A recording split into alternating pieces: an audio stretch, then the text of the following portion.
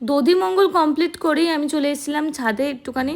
যাই হোক, সকালবেলাটা বেশ ভালো লাগছে দেখতে, সকালবেলা ভোর ভোর, কিন্তু এত ভোর আমি জীবনেও উঠি না। কমপ্লিট করেও নিচে এসে রেডি হয়ে চলে গেছিলাম আমি ফটোশ্যুট করতে, আমার ভেন্যু থেকে জাস্ট পাশেই। তো এখানে 6:30 থেকে দাদারা বসেছিল ফটোশ্যুটের জন্য।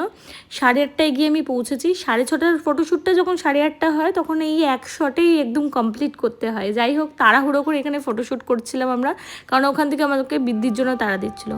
দেন আমি বাড়ি পৌঁছে বৃদ্ধিতে তাড়াতাড়ি করে বসে গেছিলাম, আর এখানে আমার বৃদ্ধি করেছিল আমার ছোট কাকা। তো আমার বৃদ্ধি করতে বেশি সময় লাগেনি, মানে কাকার অলমোস্ট হয়ে গেছিলো। আমি বৃদ্ধিতে বসেছিলাম ওই আধা ঘন্টা 40 মিনিটের মতো আমার সময় লেগেছিল।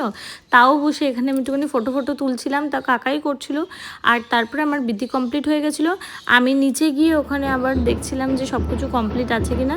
এখানে আবার চুলও ঠিক করছিলাম বৃদ্ধিতে বসে বসে, কারণ আমি বাইকে করে এসেছিলাম, চুল নষ্ট হয়ে গেছিলো। নিচে এসে দেখলাম যে ছেলের বাড়ি চলে এসছে, তাই জন্য গায়ে হলুদ নিয়ে এরা আবার ওখানে মিষ্টি ফিষ্টি সব বাড়ছিল।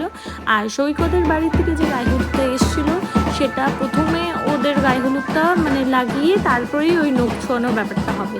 ওই জন্য সবাই মিলে একটুখানি তাড়াহুড়ো করে গায়ে হলুদ করলো। বাট এটা আমার ফার্স্ট গায়ে হলুদ, সেকেন্ড গায়ে হলুদ এখন আমার বাকি আছে।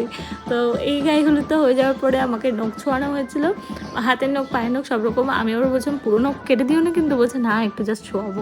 যাই হোক, ছুঁয়ে দেওয়ার পরেই দেন ছেলের বাড়ির লোকের সাথে মানে সবার সাথে আমি একটুখানি ফটো তুলেছিলাম। আরে আমি তাদেরকে নাচার জন্য বলেছিলাম, তারা কেউ নাচবে না, আমি আর কি করবো, বাট আমি তো নাচতে পাগল, তাই না?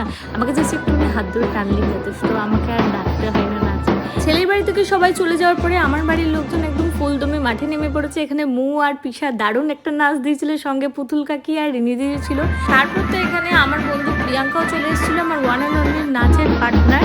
যাই হোক, এখানে সব থেকে বেশি যদি কেউ এখানে নেচে থাকে পয়সা উসুলকারী, সেটা হলো রিনি দিদি আর আমার বন্ধু প্রিয়াঙ্কা। তবে আমার দিদিও কম বেশি মানে এবারে এফোর্ট দিয়েছে, ওর বিয়েতেও নেচেছিল।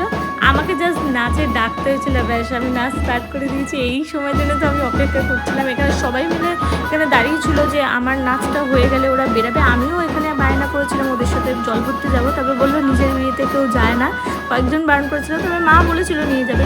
মাঝে মাঝে তো আমি নিজেই ভুলে যাচ্ছিলাম যে আমার নিজের বিয়ে।